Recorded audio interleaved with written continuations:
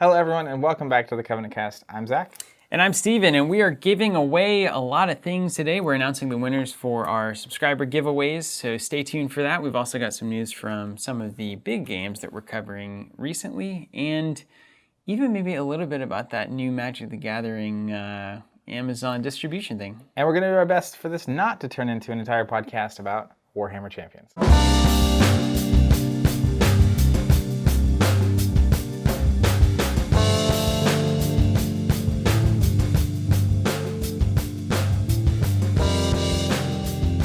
All right, you ready for an hour of glory? I'm ready. I'm ready. Let's kick it off. Can we start with that? Yeah, we just Get that did. next to your mic. Let's put it in. Well, they'll hear it. They'll hear it like a rat horn off in the distance. All right. Sounds like a block party. We officially started, or are we? Yeah, we're here. We're here. Let's do it. Should we do the giveaway first? I think we should wait to the very end. I hate it when podcasts You know what we should people do? do that. Instead of the very end or the beginning, we should do it randomly in the middle. Okay, like Just pull kidding. one in every once in a while? No, we can just do them all right. All right, let's do them all right now. Let's kick it off. So anybody who was unfamiliar with this contest, sorry, you missed out. But we'll probably do some more of these kinds of things later on. What this is we had some things that we wanted to give away, and we are giving them away to subscribers. So if you were subscribed to any of these games, Keyforge, Warhammer Champions, or X-Wing, depending on the faction, of course, by Wednesday, which is when we're recording this, Right now. spoiler alert, then you are on my spreadsheet, and I'm going to generate a random number via random.org, which uses atmospheric noise as the variable, not time or other algorithms that are The atmosphere less in here or the atmosphere random. somewhere random? It's in here. It's reading it right now. The atmosphere in here is exciting. Yeah. It's big. Uh-huh. It's good. All right, let's start So- with let's start with champions. Okay, so we're basically going to pick a random champion subscriber. That's right. And the champion subscribers are signed up to get a booster box every time a new set releases. And we actually just charged for the first set reprint. First set reprint. Which means if you sign up happening. now, you'll get the second set, which I'm also excited about. But I'm pretty pumped. Are you excited to get the first box? How you Oh my feeling about gosh! that? Yeah, I'm super excited.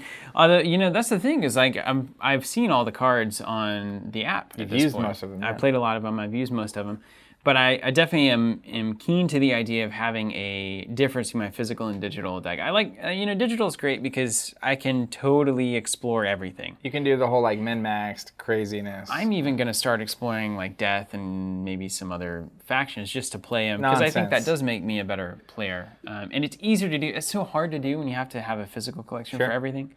Which is costly, honestly. Yeah, exactly. But with this split, it's going to be nice. I can have a physical deck. In fact, I'll probably go like Stormcasty. I saw there's this guy that I've been playing randomly. I'll get paired against Mac something or Mark something.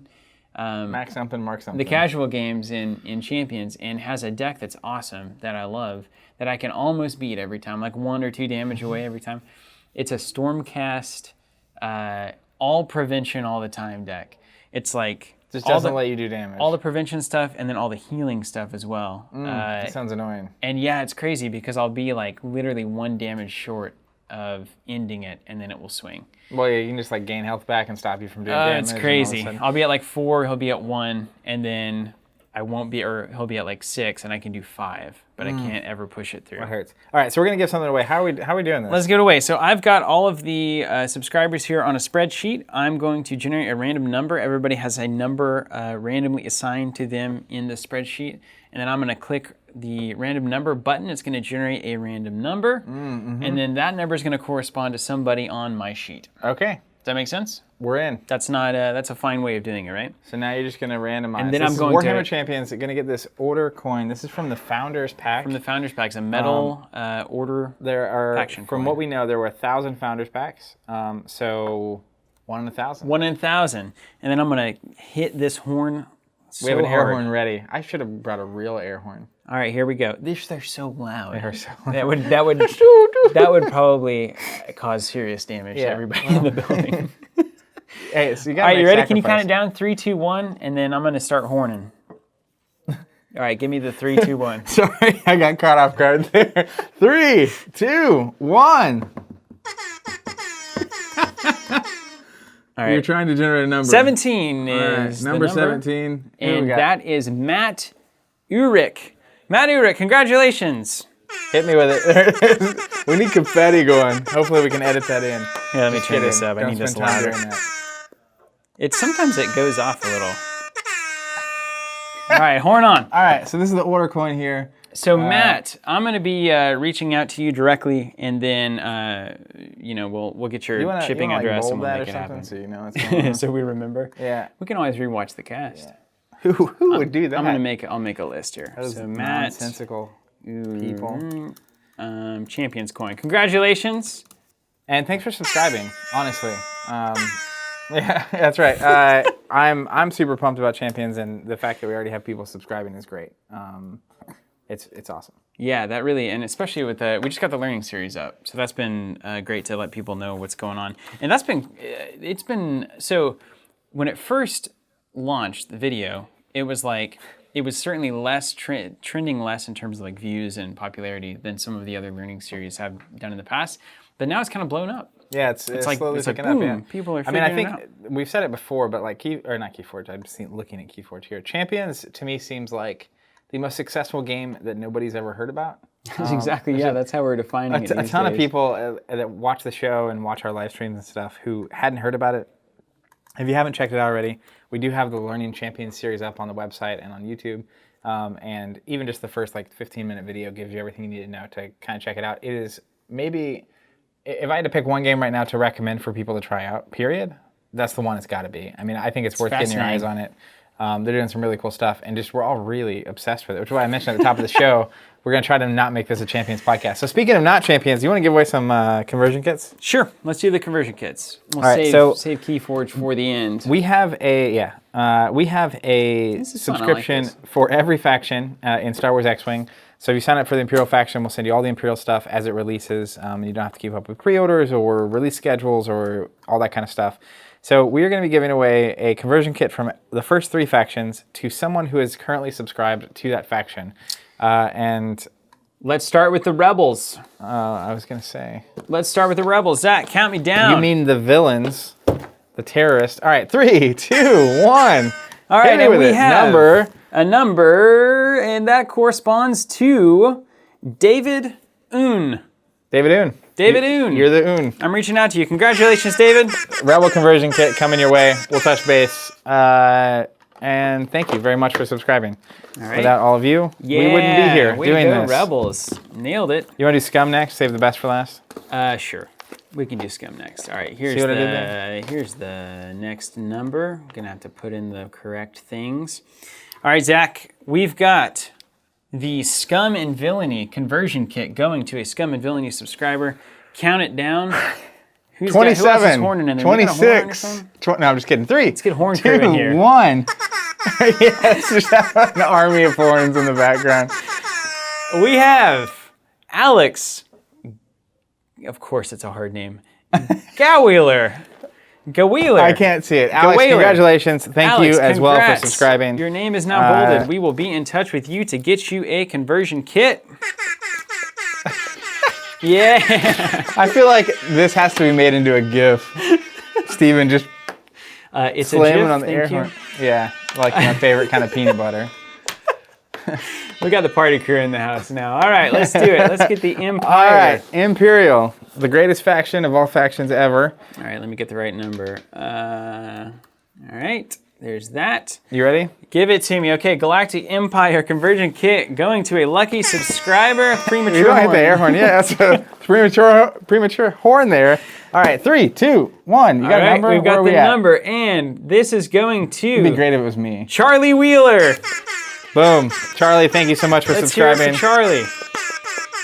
I'm not going to actually clap. Yeah, can you just keep air horning the whole episode back there? Nobody would be annoyed by that, I'm sure. Well, least of all us. All right, that we do. Let's get these out of here. We got 3 conversion kits. They can go away. Yeah, can you... We did the coin. We have the names down. We have the names. That's it, right? No more giveaways. Just kidding. Let me make sure I bolded everybody right. Yep, and yep. All bolded. Air horns to that. All right, here we go. All right, so we are going to be giving away the pair of Keyforge decks. We streamed these on Monday. You can find that video on Facebook, maybe on YouTube. Is that video up on YouTube? Yeah. I put it up. So if you want to see those decks in action, you can. and we're going to be choosing a random Keyforge subscriber. This is a big deal because this isn't even out yet. The Founders Pack, at least, the coin's around, right? People who have that, maybe. The conversion kits have obviously been already released, released, that kind but of a this thing. is unreleased. And before we even get to Keyforge, one thing I want to mention about X-Wing is that we're also giving away a core set. Yeah, so we're going to stay be doing tuned on that social soon. media.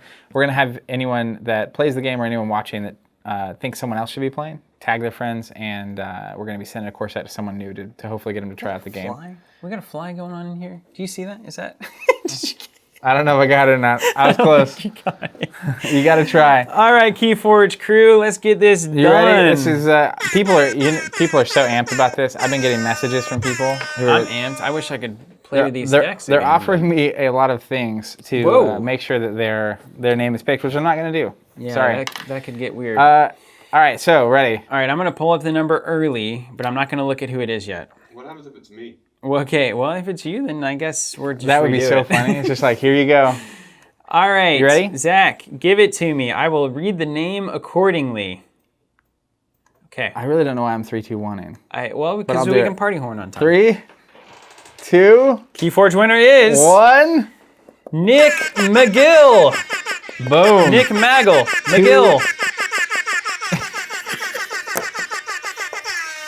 I can't handle it. You got 2 Keyforge decks coming your way. You've got Von Uberwald of Crabcott, and you've Cyril U. Canagast, the 11th. coming at you. We will reach out to you, Nick, to get your details and get this over to you. Congratulations. A huge thank you to all of our subscribers.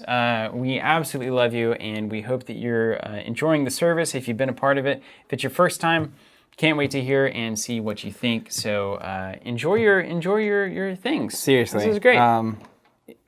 Huge thanks to the subscribers. You guys are awesome. You let us do what we're doing, and it's humbling to have so many people who want to use our services. You're so the thank reason you. we brought the horn.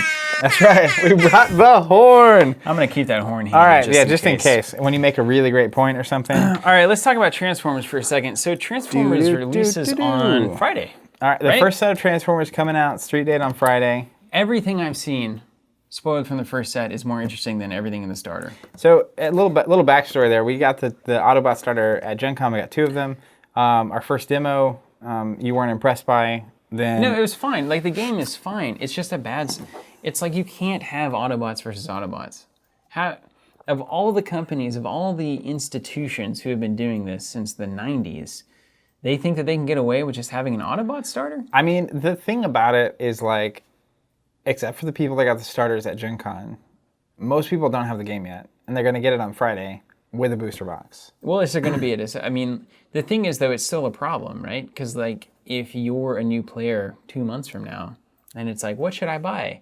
Well, you're going to buy the starter that has the things that maybe you don't like the autos, maybe you want to play Decepticons, you can't, and you're going to have every identical card to everybody else who started the game. It's just like, give us a little variety, at least in those intro That's fair. games. But it's coming on Friday. I'm getting a booster box, and I think on Monday at 4 o'clock Central We're going to Time, do something with it. we're going to do something with the box. It's either going to be a draft or a sealed or just opening the box and building decks. It'll be something.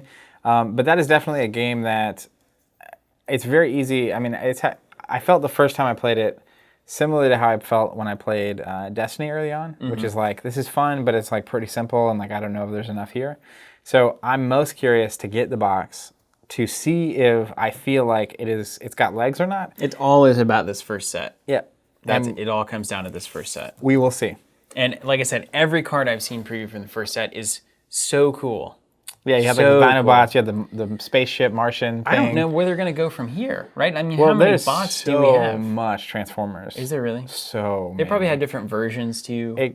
I mean, Different Bumblebees. 100%. different There's like Optimus Primes. even in the Bumblebee movie that's coming out, he's the like. Is a Bumblebee movie coming yeah. out? Is he kind of like a fan favorite? So he, as far as I know, and I haven't ever been huge on Transformers. As far as I know, Bumblebee was a sport character for a long time. It wasn't like super hugely a thing. Right.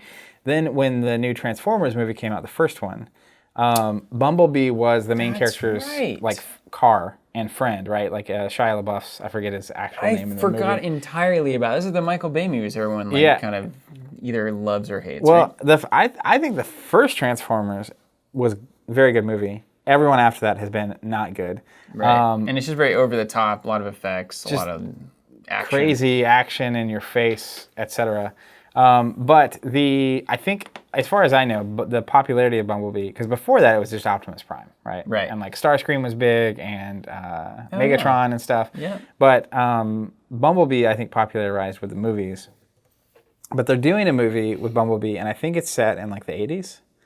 And I don't know if there's even a continuous timeline or whatever, but he, instead of being the Camaro that he changes into in that movie, because he like scans a Camaro and becomes like the 2006 or 7 Camaro when the movie came out. Wow. In this one, he's the like beetle bug Very cool. version of himself, and kind of looks different. But then I randomly saw some tweets from people that seem to be very big Transformers fans, where it's like the Optimus Prime is even like, looks like the super old 80s Optimus Prime from the comics and stuff, and people were like, oh my god, are they going to get it right? Like, not expect anything. Yeah. So we'll see. Do you know who's directing it? Or who's in charge of it? No. Wow. No. Okay, well that's cool. But the previews look just fine. We've got the couple of learning videos for Transformers in the pipeline too, and we may have those out this week or next, early next. So keep an eye out for those, because that'll be a similar thing to Keyforge and Champions, which we just did. Yeah. Playing the game, kind of talking about it, figuring out what's going on. And that's definitely unlike, I feel like with Champions and Keyforge, it was pretty quick. And I was like, oh my gosh, like there's something here. Yeah. And I'm still willing to be convinced on Transformers. Well, I've had some good games since then of Transformers that I know the system is strong enough to do it. Yeah, that's all about the content. It's so funny because your first couple of games, you just felt mediocre. It was like, no way. But John and I played a game at Gen Con on stream, or a couple of games, and we had a blast. Yeah, had a great time. But like, we also had like lots of back and forth, and we happened to have cards at the right time that like let it keep. It's just. There was something there, but we'll see. I'm excited to get the box. We'll be streaming it on Monday, so if you're also on the fence or interested in checking it out, tune in on Monday, and we'll be, kind of diving a little bit further. And we do have a subscription for that too, so you can grab that. And if they do a Beast Wars set, I will die. Not before I play it though. I will stay alive as long as I need to play that set. I was so into Beast Wars, and technically still am. You don't really ever get out of that stuff. Moving on, let's talk a little bit. Let's skip Champions for a second. The Keyforge preview event is an interesting thing going on. That's what these days are, right? There's a list of 6 kind of pre-release preview events for Keyforge. The first of which, most importantly, is at Essen, and that's coming up on October 20th. There's also one on the 20th in London, England. You've got the 21st, Paris, France. Ooh, can't do that one. I kind of want to try. Les Mavois Jour. That sounds reasonable. Madrid, Spain, October 31st, La Industrial Eventos. So I think industrial event, maybe, is that what that means? Or event of the working class. I don't know. I'm excited to see this keep going. As Spanish works. Copenhagen, Denmark on November 3rd, the Bastard Cafe. Okay, well that's just the next one's the one I'm looking forward to. Then November 11th, Eindhoven, Netherlands, Spellen Spectacle 2018. The spelling on that is amazing. Yeah, it's great. So this is cool. So they're doing a big kind of European world tour. I guess European tour, not European world tour. The world of Europe. Someone pointed out that it's kind of funny. They have the November 3rd Copenhagen, Denmark one, which is the same weekend as Worlds. Yeah. I didn't listen to anything about Worlds. And I think specifically this article was calling out to Europe. Yes. And the Europe preview events. Europe, are you there? So I won't be shocked if they have the same event at Worlds in November, because they have their World Championship for L5R, Rune Wars, and Game of Thrones happening. Well, if you don't add Keyforge to that, you kind of don't really have enough events, do you? You don't really have. I don't know if it'll be a World Championship. Yeah. The game isn't necessarily going to be out by then, but at worst, I think we'll get an event like this. It seemed pretty cool. Like even they're limited to 64 people at each event. People get to go home with a deck. Yeah. There's like tokens and prizes and all kinds of craziness. It seems like a pretty cool. If every Worlds attendee doesn't get 2 Keyforge decks, they cray. It's insane. I mean, that's just wrong. So that will happen. That will happen. I would put so much money on that happening. So much. I mean, as far as we know, the game could come out that weekend. That's true. Yeah, that's true. We will see. But yeah, I think that's cool. I like that kind of. It seems like more and more. It used to be that. A lot of times they would, as an example, Android Netrunner and X-Wing, when they first came out, it was big announcement at Gen Con, here we go, and it's out. Like this is the release. It's going to be at stores in a week or two. So I like the I'm curious to get your take on this. I like the announce a release date or a release quarter. They haven't announced anything release-wise. I prefer a release They date. haven't even announced a release quarter, They really. said quarter. I think it's a Q4. Did they officially say that? Because some people are saying January. I mean, depends on your fiscal Q4 or like reasonable Well, I mean, Q4, their Q4 could be whenever they want it to be technically, legally. But the idea of, I do think, it's not helpful for us. August to, it depends. We're about to be in October. So if this hits October, early November, that's kind of the border on like announcing something and giving it time. You've got to get it out for Christmas, right? I think it's going to be out for Christmas. There's You no talk about every right? stocking across the country should have a Keyforge deck in it. And like, I think it's just kind of a hype management thing for me, which is like, I know there was a lot of hype for Keyforge very fast, and people were trying to find decks to put online to start playing and print and all this, and I still think there is hype. But I'm curious to see if I feel like L5R may have done this as well, where it's like there's hype for so long that by the time it actually comes out, or even second edition, X-Wing, best example. Yeah. It's like there's hype for this for so long that like by the time it actually gets here, it's like... It's tough. It's so tough to manage. That should be a position, hype manager. But, you know, and I had kind of criticized in the past like that they didn't have Keyforge decks for sale at Gen Con. And it might have been a purposeful, I mean, clearly in some ways it was purposeful, but a thought about thing where if we get all these decks out there early in kind of a limited pool, everyone will kind of be really excited and then feel like they kind of understand how it works and everything's kind of solved for this. And then the game will come out 2 months later, right? And so maybe there's a kind of a pulling back from that. There's a little bit of mystery. Let's not like let the cat out of the bag fully until release day. So it's a fascinating thing. But I think if the game itself is the caliber of game that I think it is, and people discover that and they can kind of get their heads around the format, then no matter what, it will do well, and at least in the first 6 months to a year. And I think then the question becomes, can you sustain that kind of a game, and what do you have to do to make that the case? Yeah, I mean, I think that's the unquestionable. I think the game's great. I think the format's great.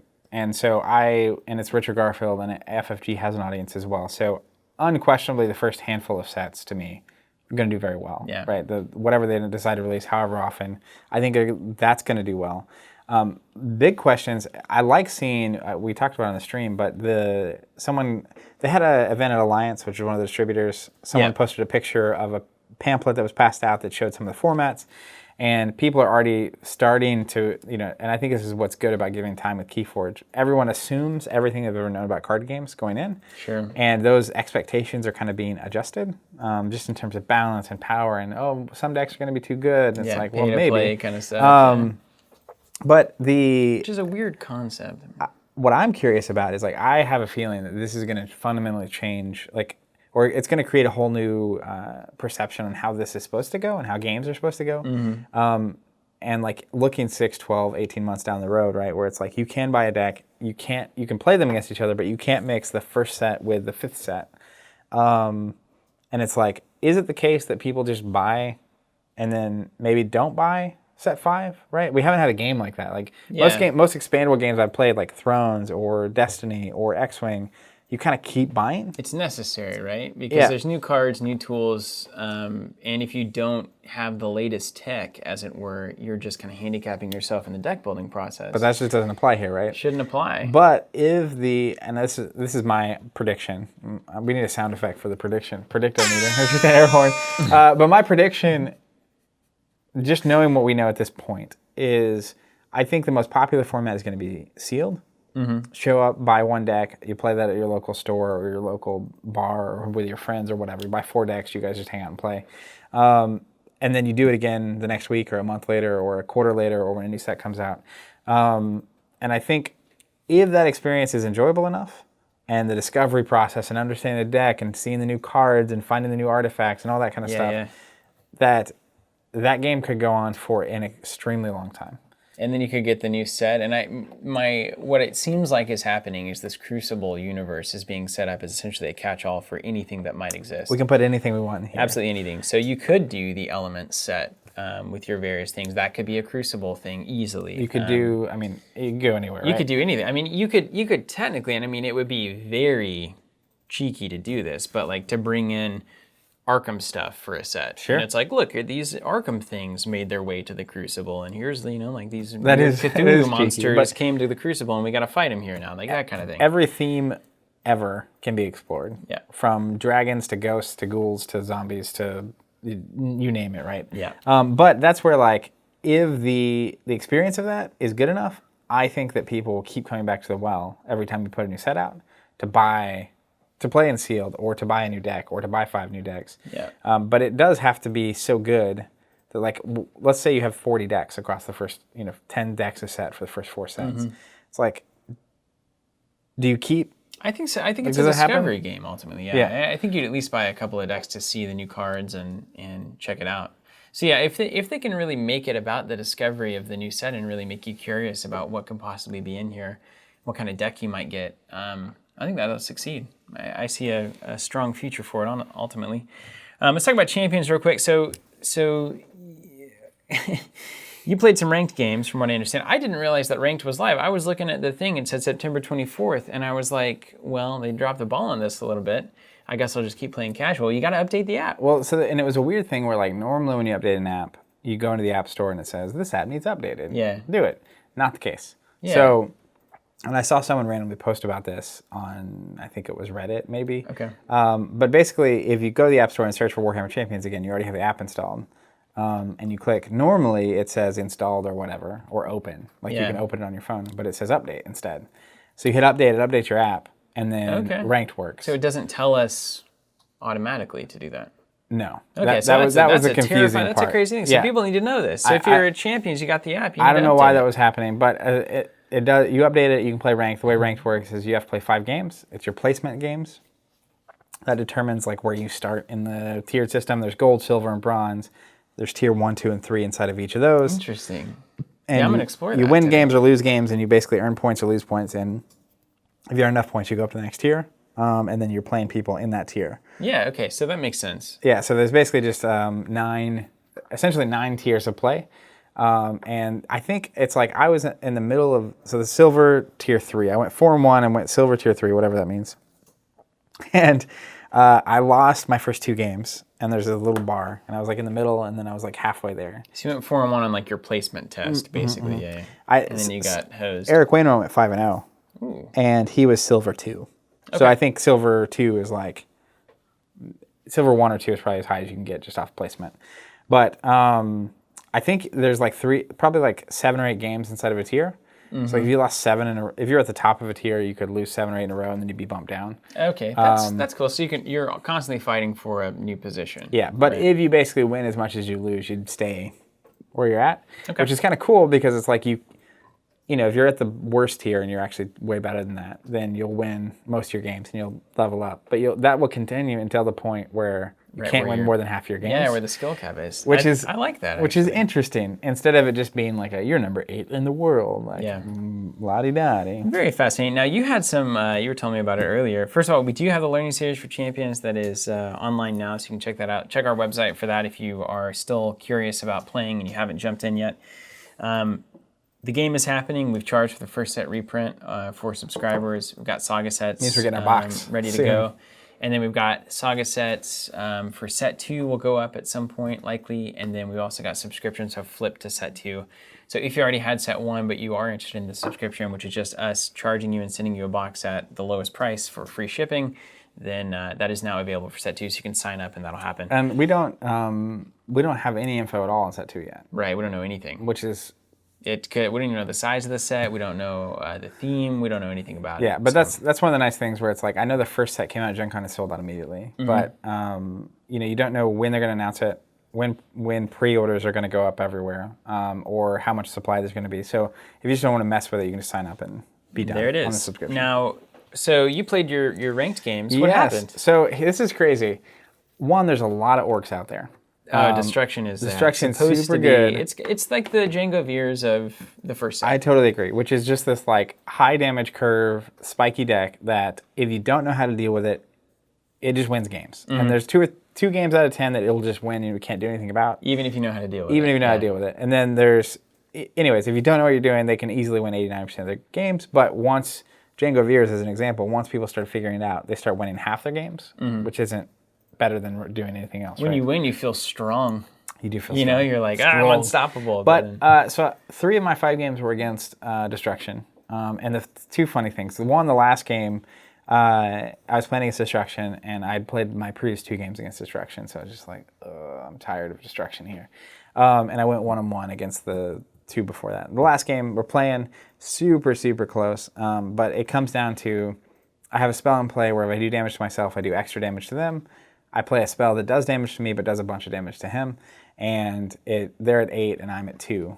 So the spell does 2 to myself, but 5 to them plus 3 from my buff. So I do 8 to get them to 0, but it takes me to 0. But because I'm the one that played the card, I win. And not only do I win, but that's an achievement in the game to win with 0 health left. And doesn't it matter that it does damage to them first? Does the effect resolve you first or it's them you first? Oh, so wow. The card says... I didn't know that. That's what... There's some weird timing stuff for this game. But it says you do 2 damage to yourself. So then my spell that when I do damage to myself triggers to hit them for 3. And then the resolution of my card is 5 damage to them. Yeah. But apparently the win condition isn't an immediate check. It's the after action Interesting. kind of a thing. That's fascinating. Okay. So that's what I had actually had moments where I could have played that card to win and didn't. Because it's like, well, the first thing it has is I kill myself. So I can't do that. Because every other game I've ever played would mean I lose that game. But it was super close. And then the funniest thing is that after I played that game, I went on Facebook and I had 3 messages on Facebook. I popped over my inbox, and the first one was from my friend Colin, who's a local.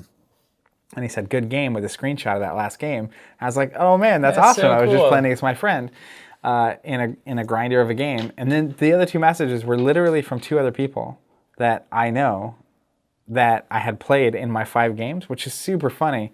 3 of the 5 people I played were actually people I knew, and not just random people that's really online. cool. Yeah, That's I had a similar story a couple of nights ago. I was cruising through playing some casual games, and I came across this dude who was just spamming those emojis, those Warhammer skull face emojis, which I use sparingly, but at the right moment, I think it's nice.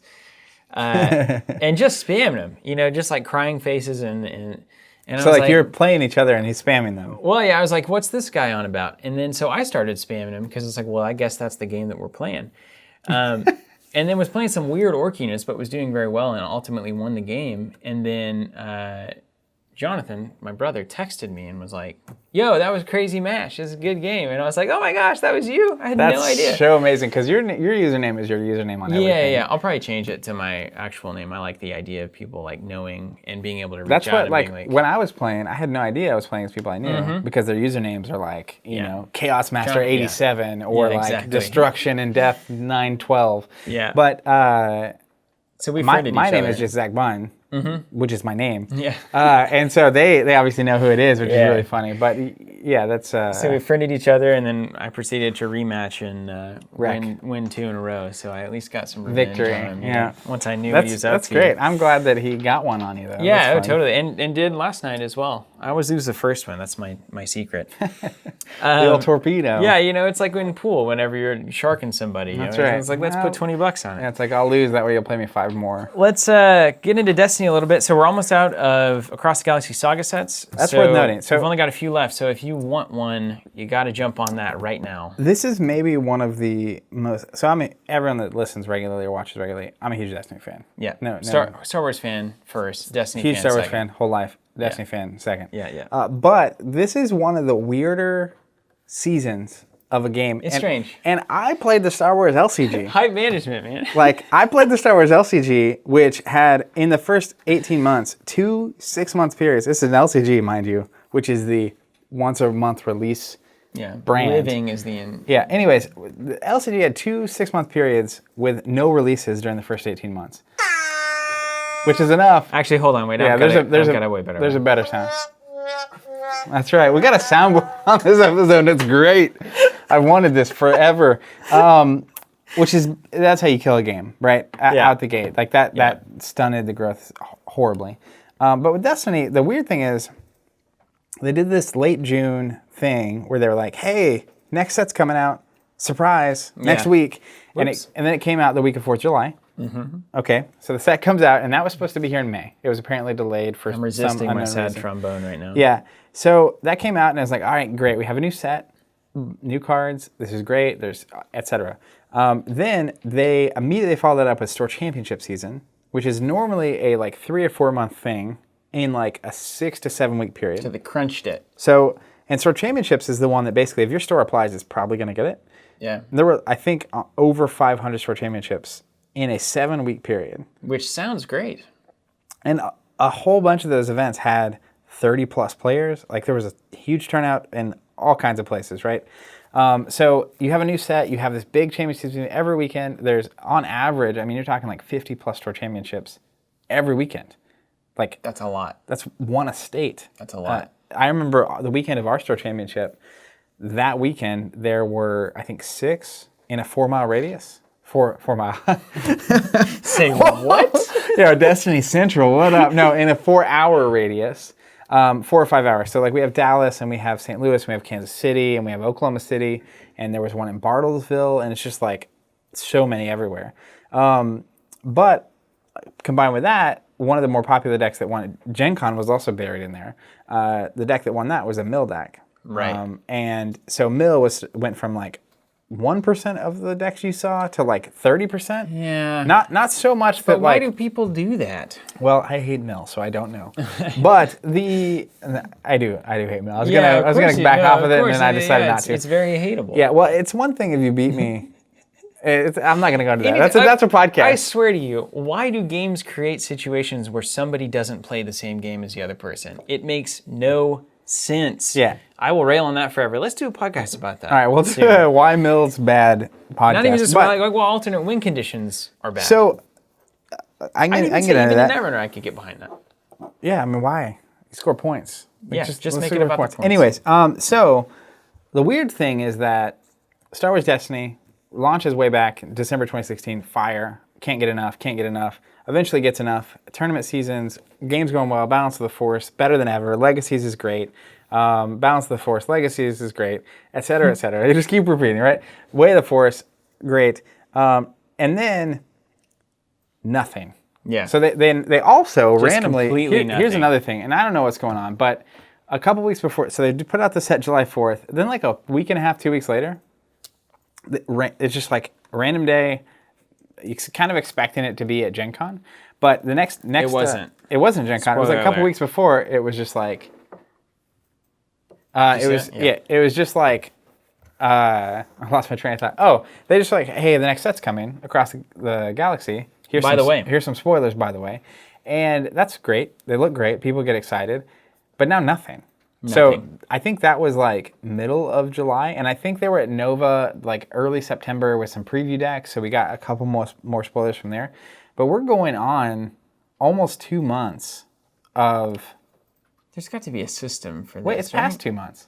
The last official Destiny thing was middle of July, so we are past 2 months of time. No Balance of the Force, no official tournaments. They had regional applications go out, I guess. We don't know anything about the next set. It's supposed to be Q4. We're a week away from Q4, so the set could, if they did it like last time, be releasing next week, as far as we know. Why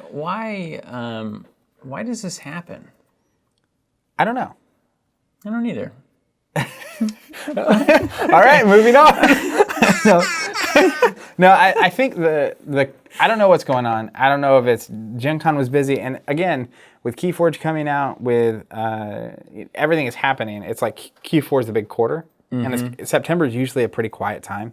Gen Con's big announcements. September's a little lower. Then you had October, November before Thanksgiving, big season. X-Wing, of course. X-Wing Second Edition came out in September. That's another one of those that was like, it was so, I was also out of country, but it was coming for so long that like it just didn't seem like a big deal when it finally got here. A big deal. But all that to say, I don't know what's going on with Destiny. I think everything's fine. I just think that it's not, for whatever reason, it's just not in the queue for like articles and stuff. But like L5R is, and X-Wing is, and a lot of these other games. So it seems weird. I think it's very clear to me that this is a game that's very successful for FFG. And yet somehow it still just never seems to be the focus. which is just confusing. I mean, to be fair, that's just not. It doesn't seem like the right priorities. Well, and they had the article go up. We talked about it way back. Of hey, the last set was late. We're already working on set 10. You should be excited. I mean, we have sets all the way through a year and a half from now that we're working on.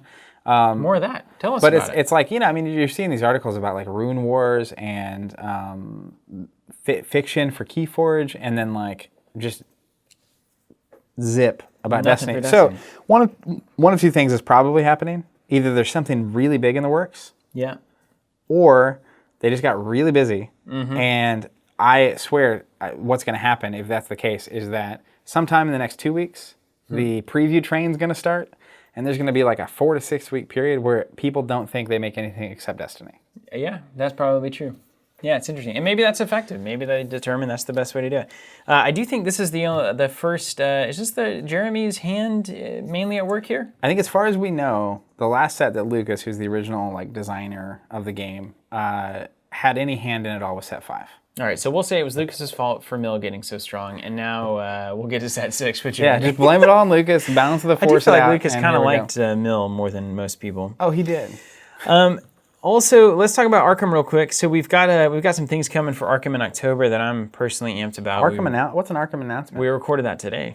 Oh, we're announcing something. Yeah, we're announcing some things. Like FFG was like, we're going to announce something big for Arkham in October. We have the Arkham Learning Series that we put up. And then I want to shout out to Daryl Sullivan and Daniel Miller. We interacted with them on Facebook. Basically said, like tag a friend who needs to be learning / playing Arkham. These two entities, I can't remember if Daryl tagged Daniel or if Daniel tagged Daryl, basically saying to us, seemingly signifying that, this is a person that needs to play. So we responded and said like, all right, well, let's make this happen. Let's get some core sets going. And then it was like, no. We have all of the Arkham stuff. We have all of it. We just never get together to play. And it's like, well, you know what? That's silly. That's honestly, I understand that. Because when Robert, Phillip, and I, when we get together and play, it's tough to schedule it. It takes you a month or so to get it on the calendar. And so I was like, we're playing on October 13th, which is a couple of Saturdays from now. We got it at the store. We got it on the calendar. Or you're playing. We'll probably be at Phillip's. You're playing. Or at my place? Yeah, I'm playing. Got you. And so we're going to be playing Arkham on October 13th. I just said, universally, many of us at TC will be playing on October 13th, which is true. Why don't you do the same thing? And then it worked. And they scheduled October 13th to play. That's awesome. To play Arkham. Yeah, you're going to have like a psychic play session. Yeah, so shout out to Daryl Sullivan and Daniel Miller. Anybody else who wants to join on October 13th, let's just do it. Play Arkham on October 13th. That seems like a great time to play it. And then again on the 31st, because it's very much a Friday? Halloween-style game. The 13th is a Saturday. Ah, so close. I thought it was Friday the 13th. That would have been great. Oh, that would have been great, actually. Yeah. And then finally, let's just pass this one around the horn. Whoa, accidental air horn there. We had a premature air horn and an accidental air horn, same episode. Well, let's talk about this. I think it's worth mentioning the stuff that I kind of saw on the periphery about Magic this past weekend, about Wizards essentially announcing that they're going to be distributing directly through Amazon, Target, and Walmart. Previously, at least for Amazon, it was done through third-party sellers. And so like anybody could go on that can buy boxes, sell it on Amazon, right? And fulfill it, yeah. So your local game stores, which still are touted as the kind of lifeblood of the industry and especially of Magic, because so many of them are so deeply invested in that game, that basically they would go onto Amazon and have the option to sell as third-party sellers, so they can maybe move some excess stock or try to compete online. And now what has happened is Wizards is like, we're just going to do it direct. So like, now Magic boxes are being sold by Wizards of the Coast, or technically I think I looked, it's by Magic the Gathering as the seller. Okay, so they're selling directly through Amazon. Yes, which is interesting because it does allow them, they can set price however they want. Because whatever the price is on Amazon, I have to imagine would be the lowest possible price. Yeah.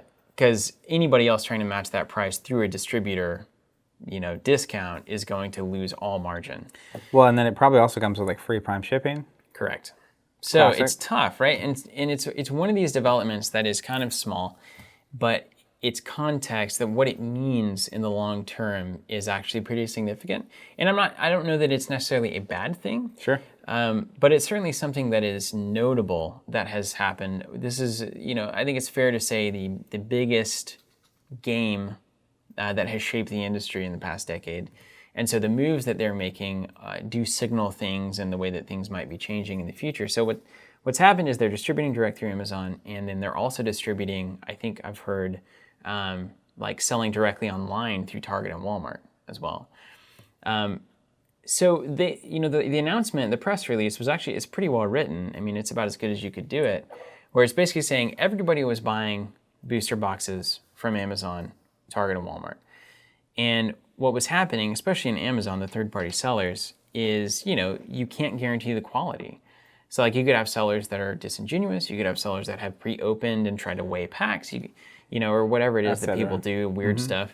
Well, I saw a video last month. Fake cards? About the pre-release stuff being opened and sealed back after the like that kind of thing. Yeah, that kind of thing. So people get weird about Magic. And conceptually speaking, right, it's like the value of a local retail store to Wizards is not selling that product through Amazon to someone randomly online. Correct. The value is that you have a local community that is playing the game in your store, that you're demoing in the store, that you're selling product to in the store.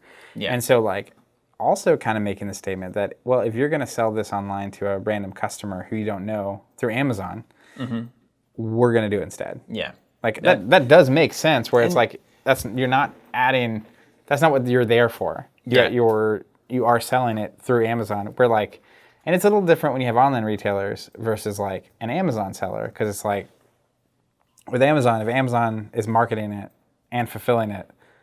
And that you can be a faceless Amazon retailer. Yeah. I mean, you can just be a random name and you have a garage full of stuff and nobody knows the difference, right? So that's different than having to establish a brand and actually build trust with customers. And I know like there's such a huge problem with actually counterfeit board games. Oh, huge. On Amazon. I couldn't believe it. I saw that actually some of the bigger online retailers now, like the miniature markets and stuff, are like actually making that a part of their pitch. Like guaranteed authentic board games, 100%. I was like, well, what? Have you seen, dude, Google like counterfeit Catan?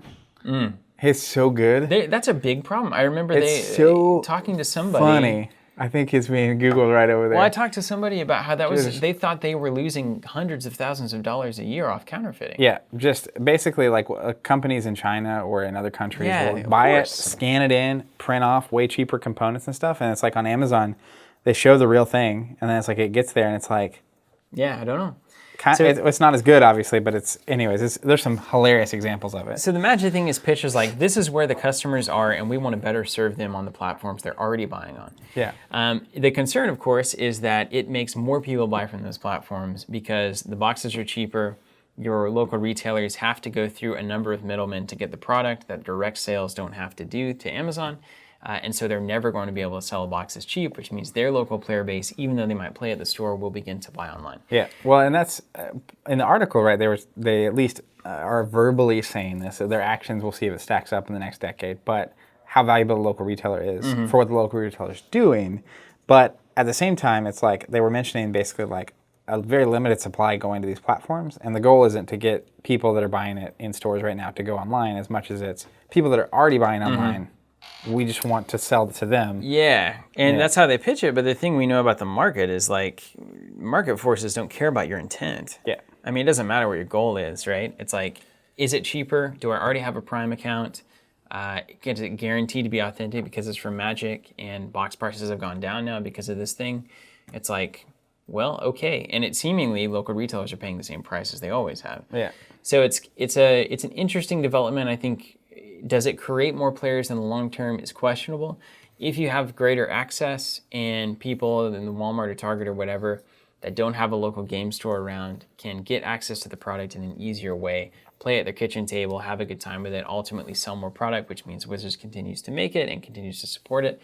That's one thing. If you have a local store that you're supporting in other ways that isn't focused on product sales, like we tend to go that direction. They're hosting great Magic events. They have maybe snacks and stuff for sale. Is that fine for you to grab your box from Amazon and then come and play and pay them for a table fee or whatever? Well, it's just all the whole. It's exactly how the industry is developing right now. Yeah, it's really what's happening.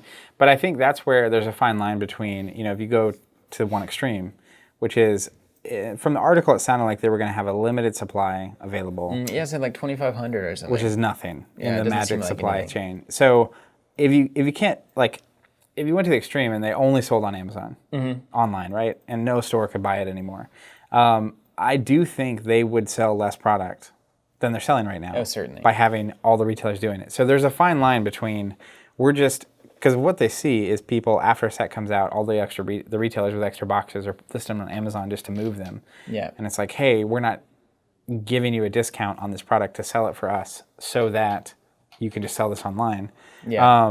We're trying to incentivize you to go out and get those sales in your local community, which will create more Totally. magic And players. that's where it's like, how much supply they put into that system is going to be important, because there's a line where all of a sudden it stops being worth it for local retailers to support your game. And there's plenty of games to support. And if you actually believe in the value that is being created there in any of those stores, and maybe there's some that do, maybe there's some that don't create value, but that's a fine line to toe. And they're the one, I mean, they're a market leader, so they're going to have to toe it first. And they're the one with the biggest risk implication too, right? Because if they get that wrong, there's plenty of other games to sell. There's plenty of other games, yeah, and it could have a huge impact industry-wide. And it's one of those things where it could shake the entire thing to its core if it goes poorly.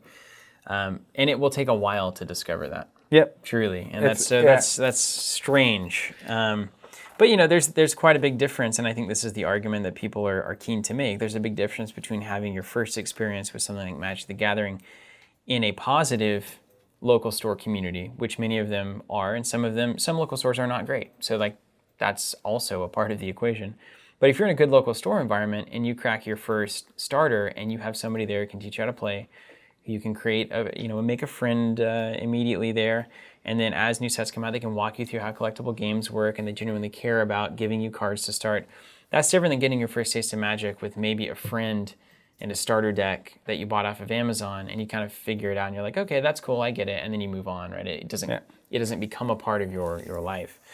So there's, it's ups and downs. But there's Strikes also, and gutters. the last step of that too is that's a totally fine way to get into a game. Oh, it is. And that might be enough to get you to go into a local store or to go find a local group of people playing at Denny's or wherever. And a vast number of people never seek out that bigger group. Like I had friends in high school that it was all just a family thing. They would sit around every Saturday night and play, 4-person Magic games, and they never had any interest in going. I had a friend who's in a group of 4 people, and they just play. Yeah. They hang out and play on random nights. So yeah, it's local stores just got to do more than product. That's what we continue to harp on. Let's talk about some local store updates. Yeah. I want to introduce some of these to the cast for our local store listing, just to give everybody out there an idea of what we're doing here in Tulsa. We've got our Champions Monthly event, which will have happened yesterday if you're listening to this on Friday. But for us, it's happening tomorrow. It's happening tomorrow, and I think it's notable because it's totally free event. All of the decks you can borrow and use for free. We've got it all ready to go, so it's a great time to just come in and check out the game. Also got Paint Day this weekend, so it's going to be tomorrow if you're listening. That's the first one I'm going to in a long time. Yeah, Paint Day. Well, it's the weather. The weather turned. You see, I'm in this fancy grandma sweater. Yeah. And I'm excited because I offloaded all of my Legion painting to a painter. I just Adam shipped Aldred. all of mine to WAP in Canada. But that means, because I like painting, actually, but I like spending a whole lot of time on a single model instead of painting like 50 Stormtroopers. That has no, no, that's not interesting. That is not interesting to me. So I'm excited because I'm going to make my choice on what I paint. Great. Step 1. All right. That is, you got to choose. We got the Thrones Monthly is next Thursday. We've got X-Wing Monthly is next Saturday. And then some bigger events. We've got the Covenant Masters Sealed for Destiny. That's going to be November 17th. We'll probably have some special guests at that one, so stay tuned on that front. We've also got a Covenant Masters Trilogies event in December 15th. I'm really amped about both of those. I'm so ready for trilogy. I love trilogies. With any luck, the sealed one in November will have Across the Galaxy. That would be nice. Cross my fingers, hoping, hold my breath. 17th, that's going to be And then tough. For Covenant Masters, the Trilogies one, I can't see us not having Across the Galaxy by that'd then. be insane. So that'd be cool because it's the first trilogies with all 3 Yeah. from the Legacies to the Across the Galaxy. Little mini constructed. And then Lord of the Rings Fellowship event is scheduled for December 8th right now. Comstock trying to pull me into that one. Love continuing to hit those cooperative games. All right, Zach, let's run down some quick questions. We've only got a little bit of time if I'm reading my watch correctly. About 10 minutes. Okay, we got 10 minutes. Yep. So hashtag AskKevin, you can use that hashtag on YouTube, Facebook, Twitter, Instagram. It seems like everybody's most keen on YouTube because that's where you're actively watching the cast. So thanks, YouTube fam. But then anywhere else, we do some searches every week to find those Ask Kevin questions. So you can leave them wherever you like. And starting off, question number 1, Michael Harris. I want to read this because it's relevant to you. I put this on here. Hi, guys. I wanted to thank you for your podcast. Your video about not blaming the dice, thank you, Zach, instantly changed me from being a jerk who got angry at bad dice rolls to a man who knows how to celebrate the simple joy of playing the game. Isn't that great? That is maybe the most rewarding comment we've had for me ever. Well, it gets even better. Michael, just bringing the heat here. You guys have also shown with your content how to focus on the fun of playing games instead of seeking self-value through winning. It's like that's incredible. I mean, I never would have set out with that as the mission statement of the content, but I'm glad that it's happening. Well, if you want to listen to that episode, if you haven't, you can. Certainly it's there. But the thing about it to me is like I am at the point in my life where I'm convinced that I am incapable of convincing anybody of anything, and that most things come through like self-realization. Like you have to, like I can maybe nudge you, but like you have to realize the thing. Yeah, it has to be yourself. And so the idea that like us talking about not blaming the dice, which I am very keen on, I just don't think there's any benefit or value in doing it ever at all for like, even if it is the dice, it doesn't matter. Yeah. It doesn't help anything. You could even go so far as say never blame any random variable. In your life, like, right? You can't it's like, if only this hadn't happened. It's like, well, it did, and there's nothing you can do about it, so deal. But the fact that someone listened to our cast and that did happen, even if all we did was nudge, like that's meaningful. That's crazy awesome. Good. That's amazing. So cheers, Michael. Thanks for sharing that with us. We really appreciate your comment there. And Ask Kevin from Michael. How can the FLGS as well as the gaming community cultivate a culture that is more appealing and welcoming to women? This is amazing. I have so much here, and it may not go the direction you think it's going to go. Okay. Crazy comment. I've got thoughts too. Yeah, I think my simplest thought here is don't blow the air horn. This is not the time. Not the time, Steven. I see you going for it. No, I'm just kidding. I'm just getting it ready in case you make a good point. Well, or you need to cover up a bad point. So the thing to me is that I think the structure of this question inherently is limiting. Yeah, I agree. Because it's saying more appealing and welcoming to women. I think the truth of the matter is, and thankfully I do feel like we're coming out of this age, but for the longest time, tabletop gaming has just not been appealing or welcoming. Period. I don't think it's women or men, and I think by just framing it in just women, you're taking something away from men and women, which is just like. Or just the universal concept of a welcoming and appealing space, right? Like, I don't think there's anything inherently feminine or masculine about playing games, right? And none of that necessarily, it doesn't even need to be a part of the conversation to me, but there are a large number of people in the world who enjoy a nice, welcoming space. And it doesn't matter what gender they are. Every day, right? I mean, I don't think it's very hard to really say that a number of these tabletop gaming spaces and content creators and introductions to the hobby and art on boxes and all of this kind of stuff is simply not appealing to a very large amount of people. And that has been changing. The crazy thing is like, you look at a game like Discover Lands Unknown versus that one that FFG's the board doing. game.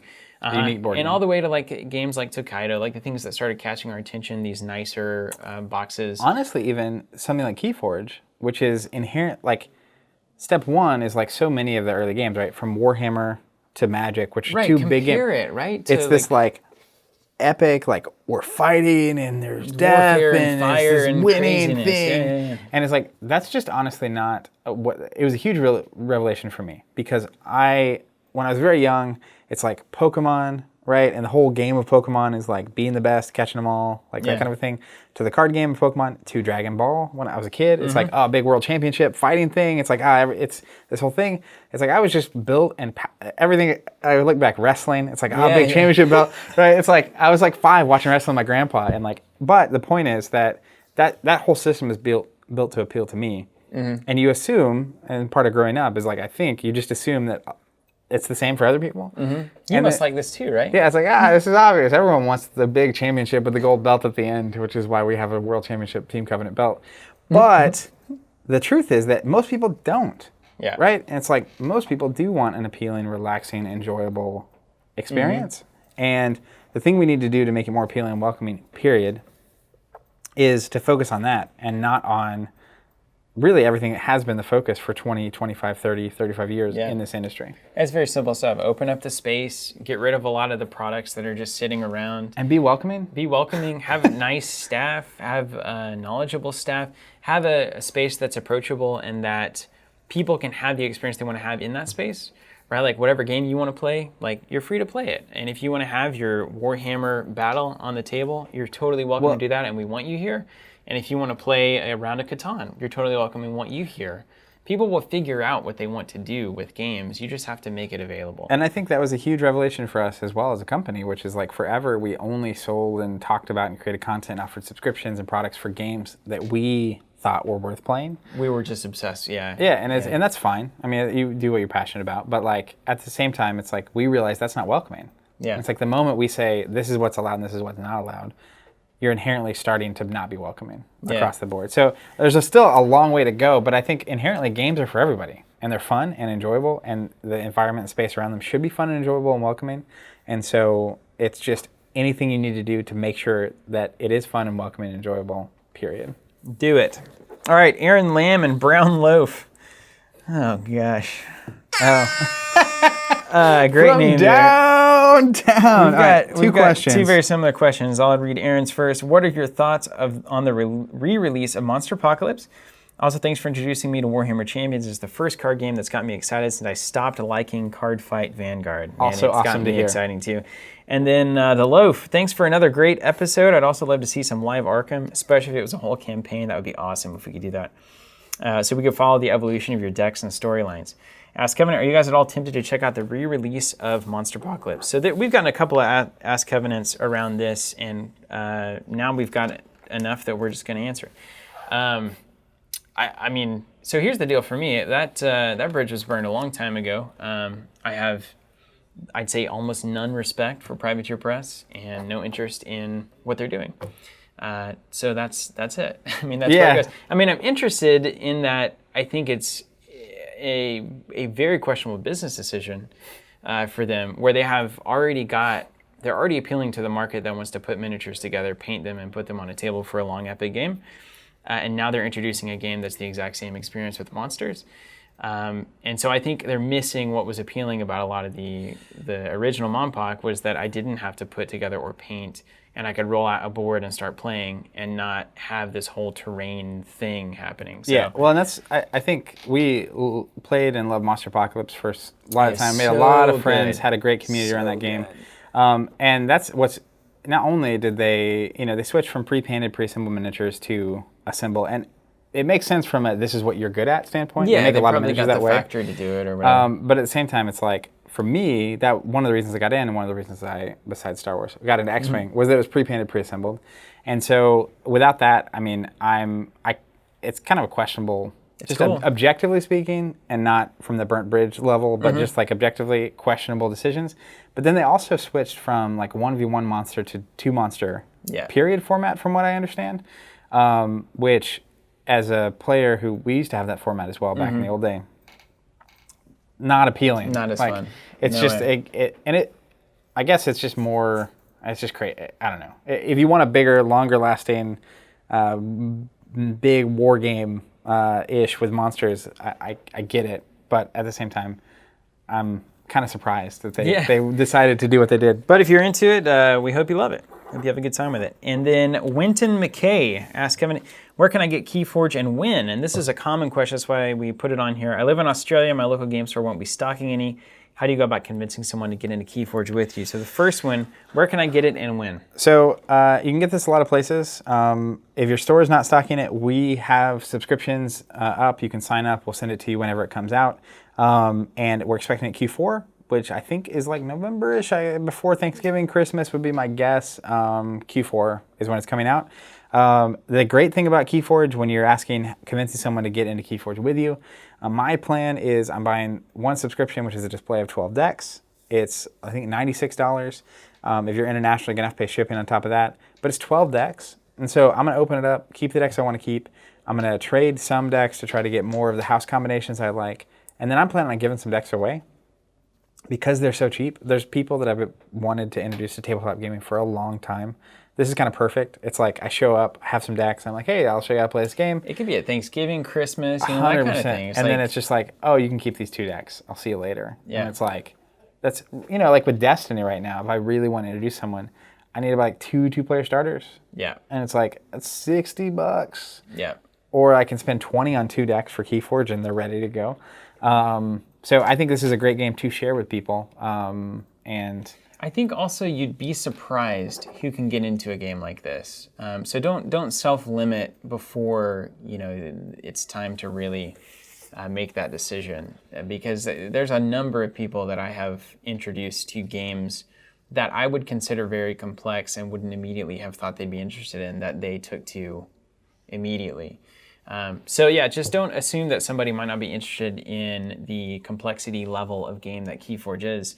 I mean, it goes all the way from family and you know, mom and dad and everybody in that sphere to friends that have had no interest in these kinds of things in the past that can get involved. It's amazing what happens when you just teach people how to play something. Yeah, and they're like, oh, I get this. I do think you'd be surprised. And I think that's part of the welcoming thing too, where it's like, don't go into it assuming someone's going to be into it or not. But it is a great game for doing just that. I think the economic unit of the game being a deck is so cool for that reason.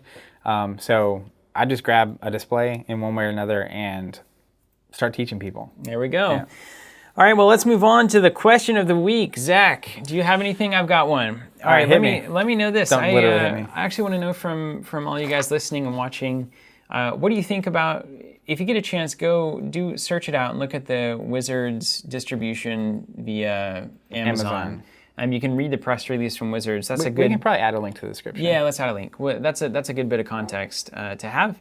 And then love to know your thoughts on this ultimately. What are your thoughts on Amazon distributing directly through, Wizards distributing Magic directly through Amazon and selling online through Walmart and Target? Would love to know your thoughts. You can use hashtag AskCovenant to ask us a question. We will answer it on the cast potentially next week or in the future. And thank you guys so much for watching. Until next time, keep playing.